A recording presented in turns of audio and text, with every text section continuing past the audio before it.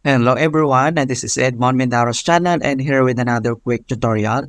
At sa video ito ay ituturo ko on how to fix not showing remaining battery time issue in Windows 11 or Windows 10.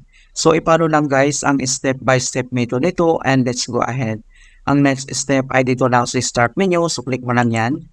And then dito sa searching bar ay kailangan lang natin search yung registry editor. And then, click mo lang itong run as administrator. And then, ito na siya mga kaibigan.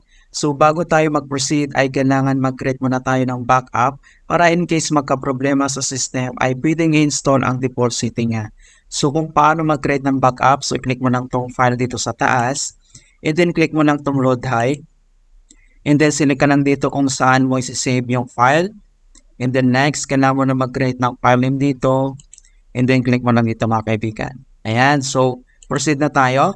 And then next step ay dito lang sa kanyang computer ay select mo lang itong HQ local machine. So click mo lang yan. I-click mo itong arrow na to para mag-expand. And then next, kailangan mo lang i-select yung system. So click mo ulit itong arrow na to para mag-expand ulit. And then dito sa kanyang system ay kailangan mo lang i-select yung current control set. So i-click mo itong arrow ulit para mag-expand. And then dito sa current control set ay kailangan mo nang select yung control. So click mo ulit itong arrow na to. And then dito sa control ay hanapin mo lang yung power mga kaibigan. Ito siya. And then next ay kailangan mo lang i-click ito. So hindi mo ito i-click yung arrow kundi ito lang mga kaibigan dito sa power. So click mo lang yan. And then dito na siya mga kaibigan itong kanyang settings. So ang next dito ay kailangan mo nang i-select yung energy estimation and enable ito siya. So kung wala kang makitang ganito, ay pwede kang mag-create dito. So right click ka lang dito. And then click mo yung new. And then kailangan mo nag-select yung keyword 32-bit value. Okay? So kailangan mo lang ilagay itong name na energy estimation. Pero pag nag-create ka ng new. Alright? And then next. So select mo lang ito. Double click lang tayo. And then next, dito lang sa kanyang edit keyword 32-bit value, ay kailangan mo lang maglagay ng number 1. And then dito sa kanyang base ay kailangan hexadecimal.